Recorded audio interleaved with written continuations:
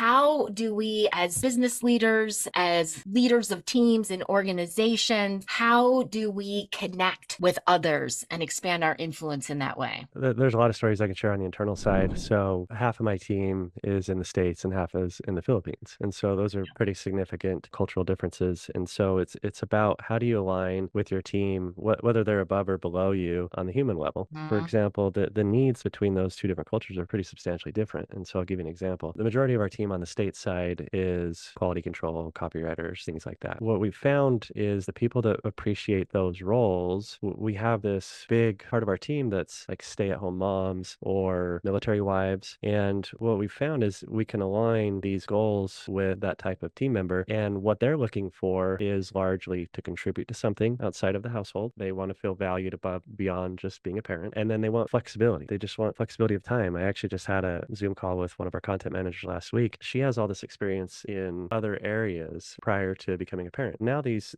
friends that she's had for a long time are saying, hey, now that your kids are getting older, what do you think about? Do you think about jumping back into that field? And she says, you know what? No, I really think I enjoy this flexibility and creating my own schedule. There's things that offset just the financial incentive in the workplace. There's an example on the state side. Now, on the Philippine side, there's a big difference in creature comforts, as you said, coming back from traveling, right? You get used to these things or what's available or what's the norm in a household. A lot of times when we have new team members, I just ask them, I say, what do you need? And a lot of times it's really basic things we take for granted. It might be a new Mhm, chair, or they don't mhm, have a dedicated workspace and they're mhm, working on their kitchen table. Or one thing that I've seen some of the greatest reactions of appreciation is an air conditioner, right? Because mhm. it's so humid there. When we can come at your team and just ask them on a personal level, like, how can I help you? Now, obviously on the back end, that supports business. But like I said, it's just more innately been something where I'm like, how do we make this a mutually beneficial thing? But Yeah. then when you start to realize you can be intentional about this and go, I want to help them be more comfortable in life, it's personally rewarding, but then it becomes tangibly beneficial in their production too.